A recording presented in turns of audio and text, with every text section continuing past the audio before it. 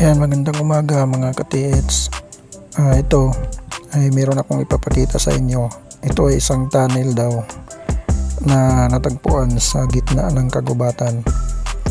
At kung titingnan nyo ay paano nagkaroon ng tunnel sa loob ng kagubatan. At kung ito ay hindi gawa ng Hapon noong unang panahon, kung gawa ito ng mga tao ngayon, pero bakit sa gitna ng kagubatan ito nilagay? So ito mga ka-TH, panoorin natin kung anong masasabi nyo dito.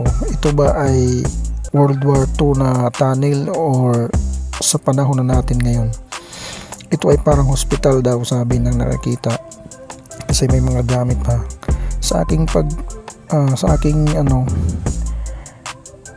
paningin ay hindi masyadong luma, pero ang nakapagtataka, bakit sa gitna ng kagubatan ito nilagay at tinabunan ng lupa yung entrance, at meron lang na nakitang maliit na butas sa entrance na tinabunan ng lupa at hinukay nila at ito ay pinasok nila. So ito yung nasa loob.